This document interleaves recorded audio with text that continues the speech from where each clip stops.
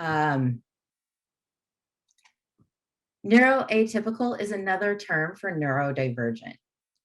Neurodiverse is an umbrella term for people who are neurodivergent, and neurotypical is someone who is not neurodivergent.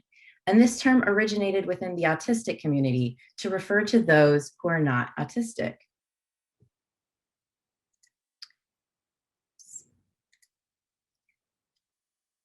I originally started my journey into UX design for many reasons, but one of them was when I was researching what UX design was. A lot of the design processes were clearly in line with how my brain already works. And then when I was a student studying, I came across these posters by the UK Home Office, and they have 6 posters on designing for accessibility. And these 2 in particular caught my attention: designing for users on the autistic spectrum and designing for users with dyslexia. And I apologize that these images might be a little small, but at the time I was looking at these posters and I thought, wait a minute, don't create walls of text, use simple sentences and bullet points, use images that support the text, keep layouts simple and consistent, use descriptive UX copy. Well, that's just design best practices. And if designing for neurodivergent people is also the best design practice for everyone, that goes really well into the curb cut effect. So the curb cut effect is named after the curb cuts and sidewalks that enable wheelchair users to get on and off sidewalks. Here is a picture of a curb cut outside my apartment. These were not legally required until 1990 with the signing of the American with Disabilities Act. Curb cuts are beneficial for so many people: parents with strollers, delivery people using dollies, skateboarders love these.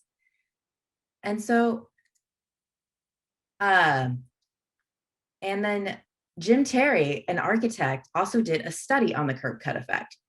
And he found that 9 out of 10 unencumbered pedestrians will veer off course to take advantage of a curb ramp.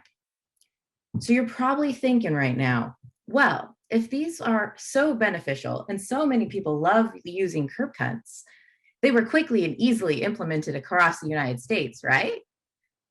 Oh, absolutely not. Curb cuts and many other universal designs we see everywhere today were fought for by disability activists like Ed Roberts and Eric Dibner. These gentlemen and their assistants would take part in guerrilla activism in the city of Berkeley, California, where they would go out in the dead of night with their assistants and create somewhat crude sidewalk ramps out of concrete. It did make their city more accessible, even if it was illegal. So the point I'm trying to make with these stories about the curb cut ramps are people with disabilities and those who are neurodivergent are often living in a world where they have to adapt things to fit their needs. But as we've seen today, these adaptations not only benefit those individuals who are disabled and neurodiverse, but everyone. Simply sticking to the status quo limits innovation, and it limits the ways we can improve our world. We must include perspectives of neurodiverse designers and do user testing with people who are neurodivergent. I also think this is the case for people with all sorts of disabilities and from all sorts of demographics. Including diverse perspectives in user testing and on our design teams helps us create better products and better solutions to the problems we're trying to solve. You might encounter a situation where you have a client or a manager who says, we're not designing for those people. And well, that's not only really rude, but it's not true. 1 in 5 people are neurodiverse. That's about 20% of the global population. And neurodiverse people are found across all demographics and all professions. No matter what you are designing for neurodiverse people. And as I said in the previous slide, designing for accessibility makes your product easier to use for everyone.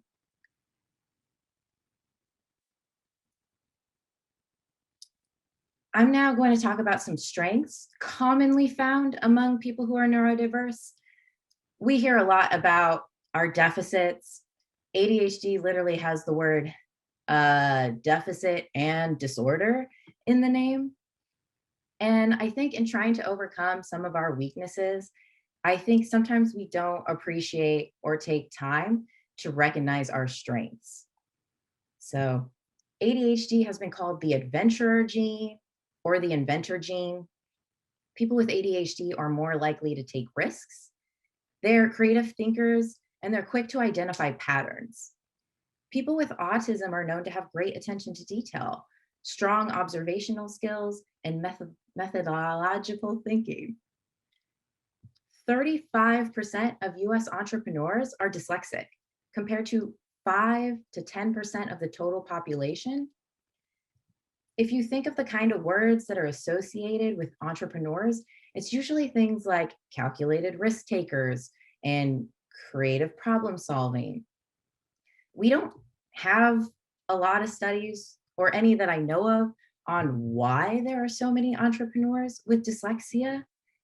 And I can't tell you if it's people adapting to a culture tied to the written word, or if there's something innate there, like what I suspect is the case with ADHD and autism. Across the neurodivergent umbrella, people tend to have strong visual skills. They're pretty good at creative thinking, and they have strong problem solving skills. Dr. Temple Grandin is a fantastic example of someone who embraces their neurodivergent traits and has used their skills for exemplary user research and design.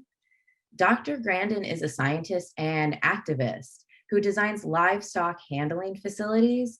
She also has really fantastic shirts. So her inventions are used in a third of US livestock facilities and in multiple countries across the globe. She has autism and calls her memories her visual video library because she has perfect photo recall.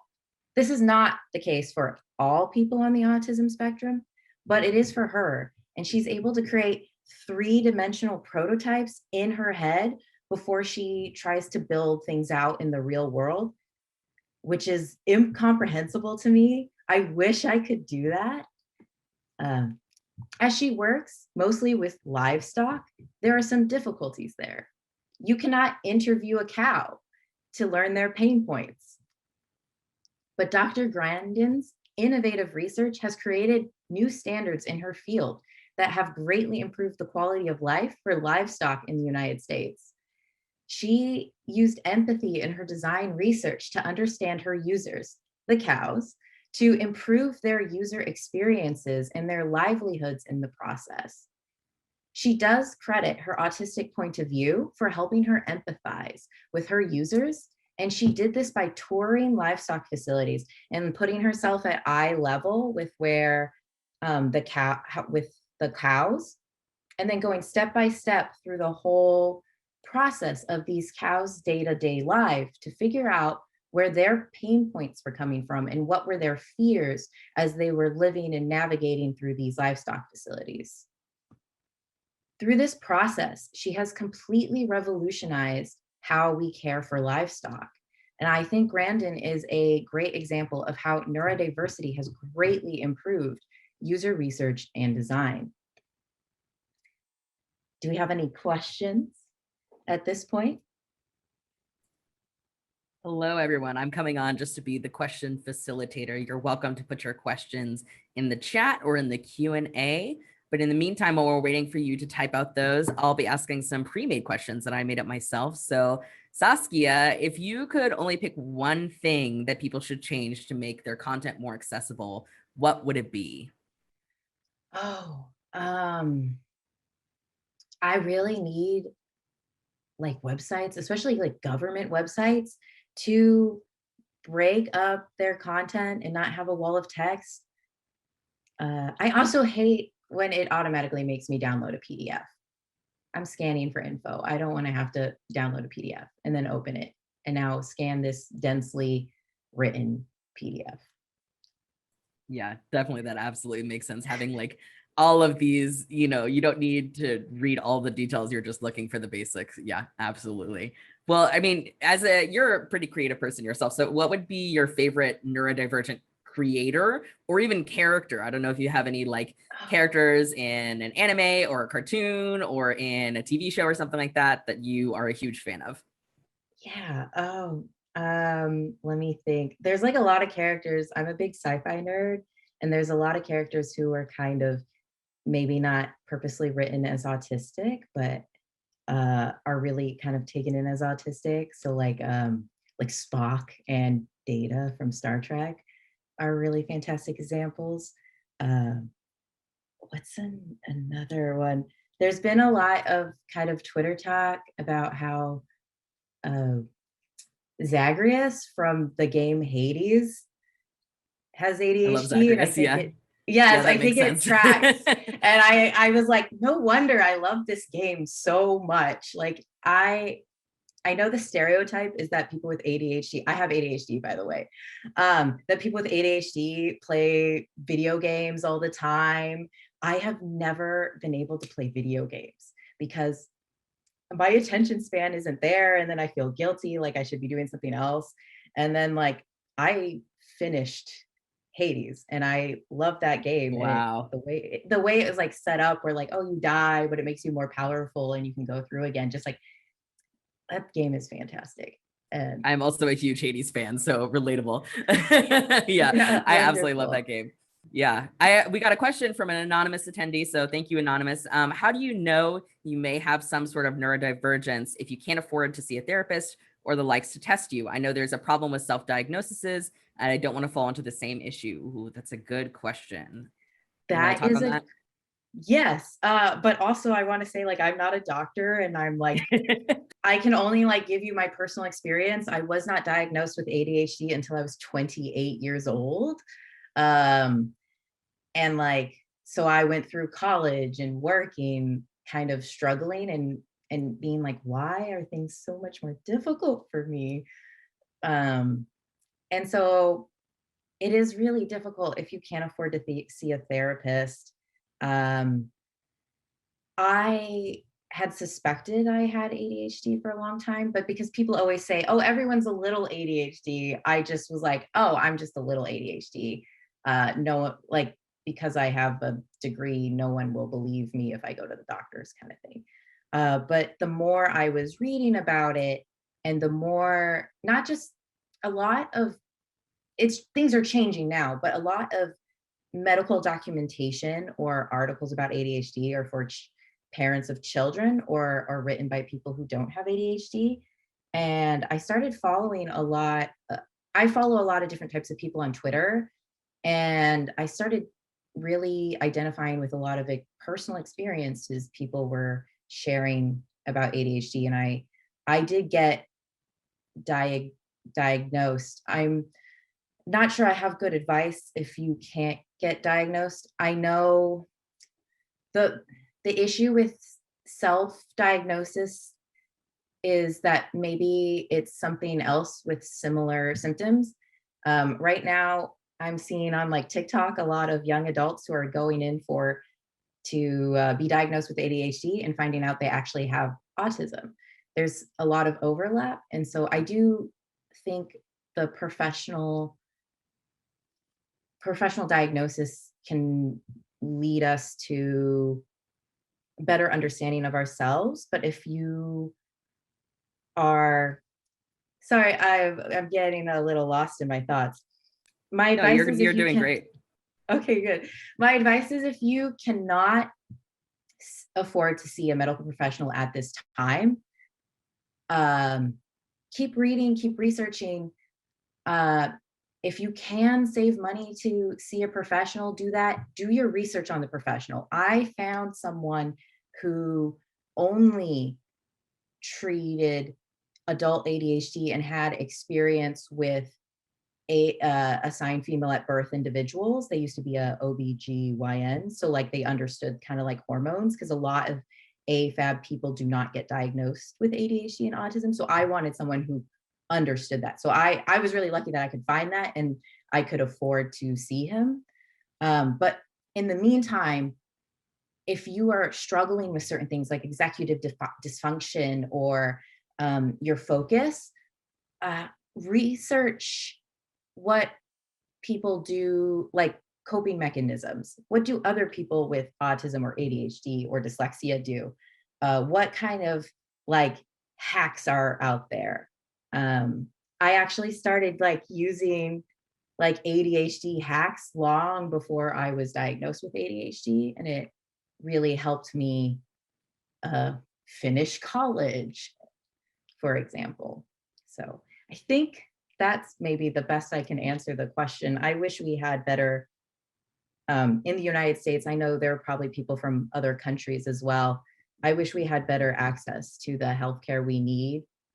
Being formally diagnosed really helped me get the kind of vocabulary and understanding I needed.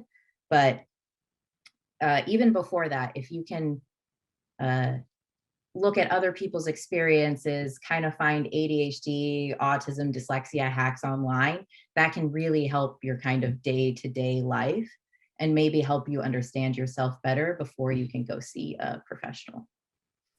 Yeah, thank you so much for that, Saskia. Do you have any other slides that you want to continue doing, or I do have some other questions for you?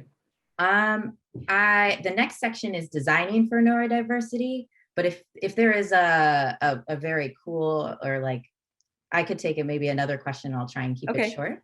Yeah, we had another person who just wanted to follow up. I think it's probably the same anonymous person asking about, does an official diagnosis help? And did your workplace and colleagues make accommodations?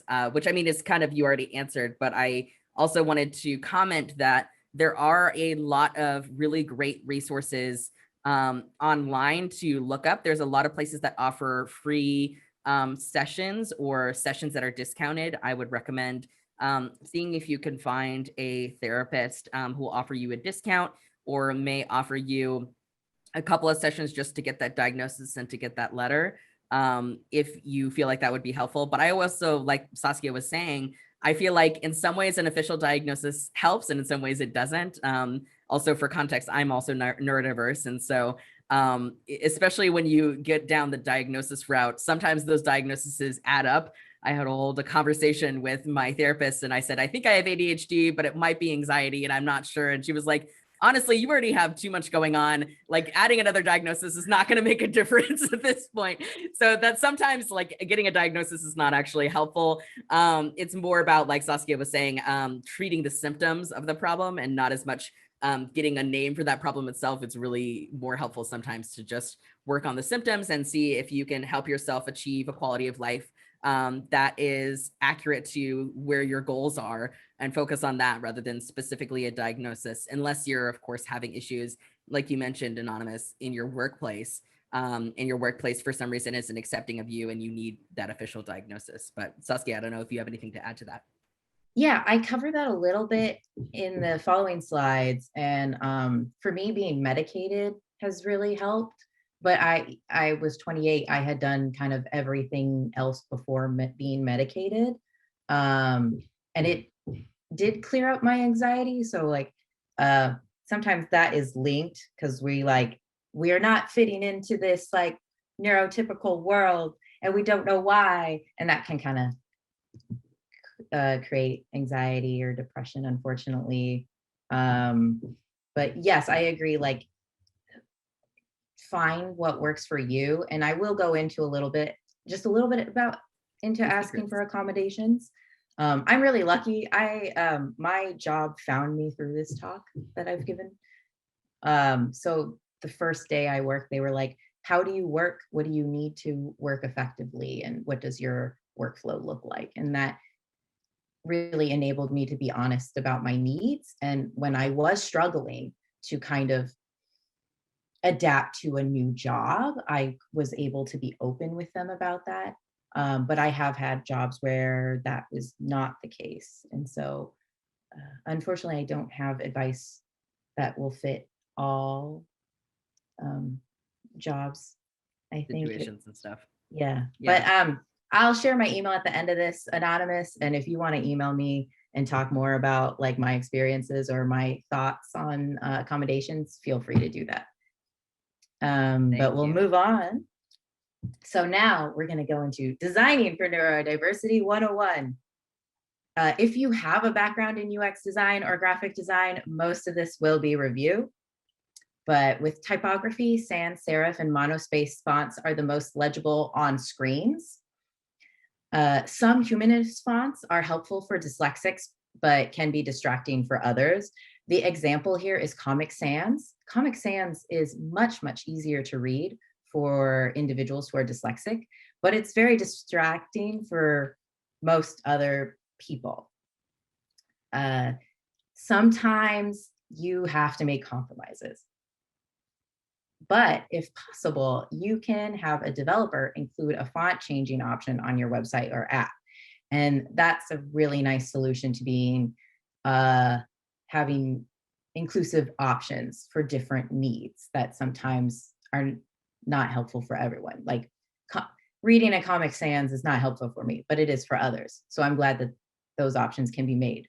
I don't want to read a book in Comic Sans, but and then for colors, contrast is key.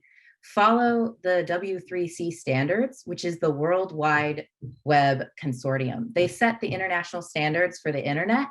If you are a designer, you're probably out doing this regardless, because these standards are the same for people with low vision. There have been some studies that found that neuroatypical people tend to prefer muted pastel colors, with blues and greens favored.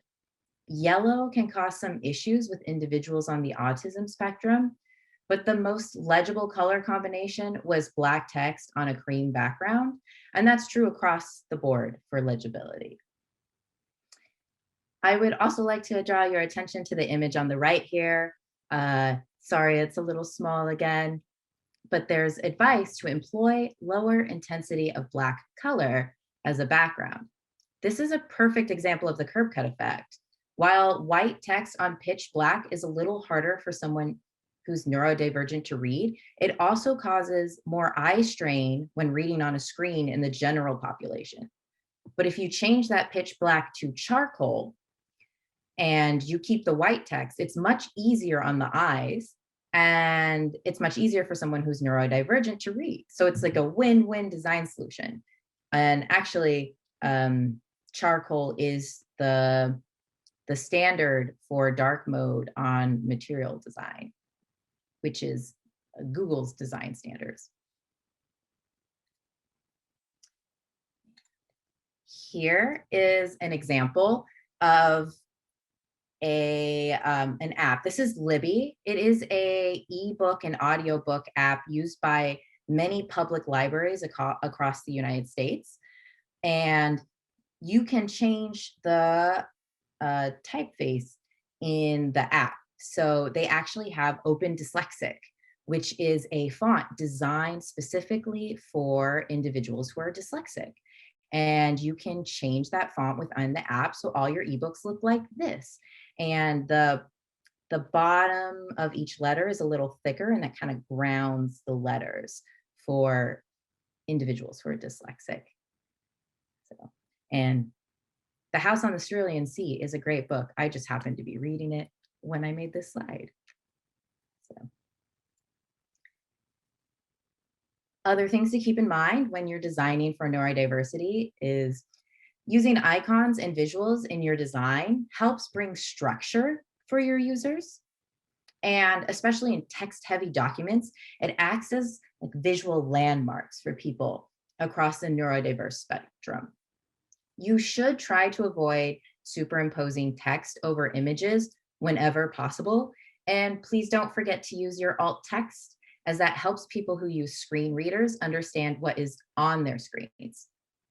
Hierarchies, of course, help with comprehension, and they create visual memories for what you're presenting. This also helps prevent your user from glazing over the materials. People do not want to read big blocks of text, but hierarchies can make it easier for anyone to interpret and process the content you're bringing them. Moving on into being an ally in the office. This list of tips was written by Temple Grandin for employers of autistic employees. I think it's fantastic advice for anyone, not just neurotypical people. I have ADHD, and while I am neurodivergent, I am not autistic. And these reminders are also good for me, so I can be a better ally for people with autism. These instructions are, or these tips are: never give vague instructions, mentor employees with autism. When they make social mistakes, explain to them in private what they did wrong, be direct. Provide a pilot's checklist for tasks that have many steps. This helps with working memory problems. This last point, I think, is great advice for helping anyone you're working with.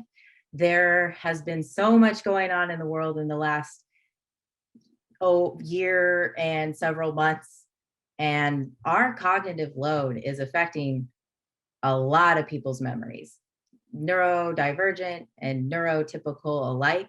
So this one is just good advice in general. Here is a list I came up with. I also think it'd be a good idea if your organization has a DEI rep in your HR to consult them. They might have more info or more context that could be helpful. But if someone reveals to you that they have autism or ADHD or another facet of neurodiversity, that might be an appropriate time to ask, oh, are there any accommodations or anything I can do to make your workflow a little better? I wouldn't bring it up outside of a conversation where they bring it up, if that makes sense. But just asking, is there anything I can do to help you work better, can be really, really helpful and make people feel a little more safe in the office. And I think the most common accommodation I've heard of, especially with ADHD and autism, is using headphones in the office, as they help reduce distractions, reduce sensitivity to audio stimuli, and can help an individual focus on their tasks. My next tip is to try and fight one's own assumptions. I think this is difficult for everyone, including UX designers, where a large part of our job is confronting our own biases. The example I usually give here is eye contact. Eye contact is sometimes difficult for many people who are neurodiverse, and notably autistic people. It's difficult for them to make prolonged eye contact. I was raised in a household where eye contact was enforced. And in many Western cultures, eye contact tends to denote trustworthiness and that you're paying attention. And so if someone's not making eye contact with me, I might think that they find me boring, or they're not listening, or I can't trust them. And that's probably not the case. Eye contact is not a thing in all cultures. So I might be talking to someone who is just not from a culture where not making eye contact is respectful. Or maybe they are neurodiverse and they are uncomfortable making prolonged eye contact. So I need to confront my own biases and my own assumptions as well. Follow neurodiverse people online. I'm very partial to Twitter. TikTok has a lot of great content creators as well. And this just helps us see how other people relate to the world, and people share their experiences with life, whether they're neurodivergent or disabled or come from a different cultural background. I think I have learned so much just from following different people on Twitter. Another thing I hope we can foster is creating an office culture where asking questions is okay. And embrace nonverbal communications. We're doing a lot more of it these days now that most of us are working from home. For many people who are neurodivergent, face-to-face communication is difficult. Slack is a fantastic resource that I've seen more workplaces using. I especially like Slack because if someone asks me a multi-part question or wants an update, I can go through what they wrote, make sure I understand everything they're asking me, and make sure I address each point in my reply. And it just gives me a little more time to kind of process all that info and then process how I can best relay that info. Self-authored user manuals. This idea I came across while researching for this talk was self-authored user manuals. It came from an article about the Ultranauts, which is a software testing company where at least 75% of their employees are on the autism spectrum. And one of their employees said that he wished that people came with user manuals. So they did that. Each employee was able to write their own user manual for their coworkers and their managers. I would love to do this. I would love just to have like a one-page sheet, Saskia's user manual, and just like have how I like to work, how I like to receive feedback, what I need to have my best workflow. I'm really lucky. My current job, when I was onboarded, asked what my workflow style was and what my routine was and what I needed. And that helped me be more honest with them when I was struggling. I've also worked in workplaces where I think maybe my work habits were misinterpreted.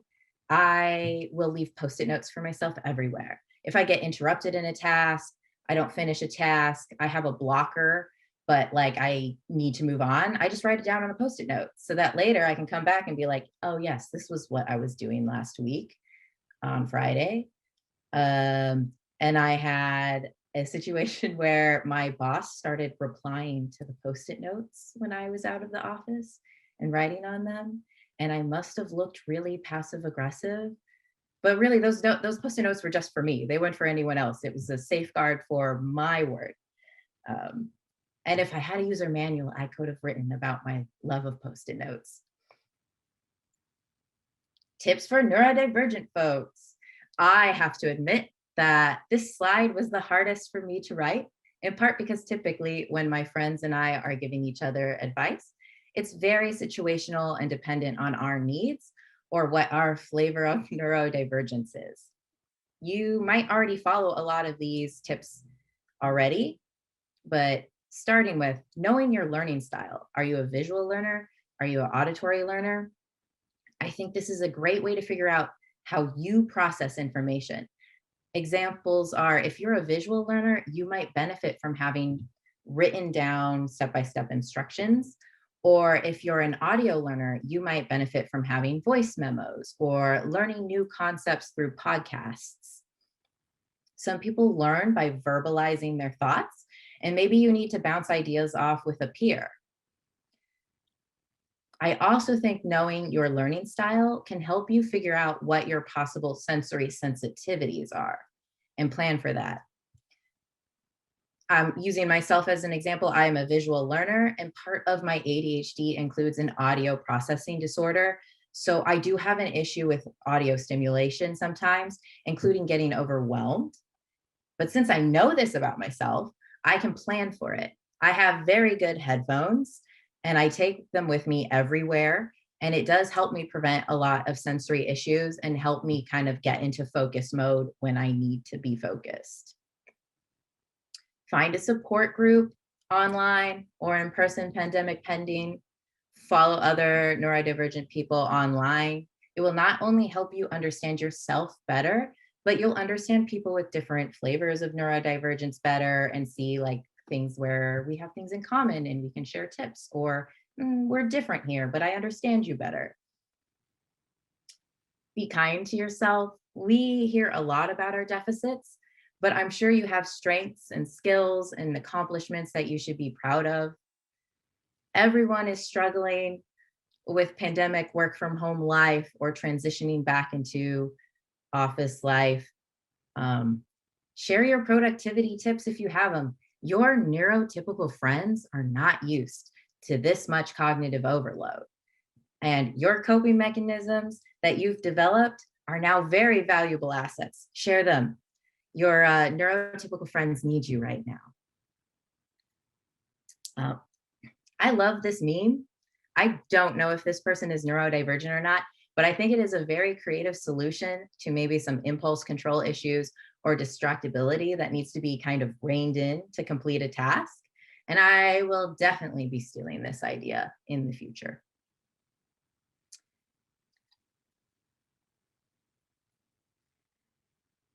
The main takeaways I hope you get from my presentation today is that designing for accessibility helps everyone.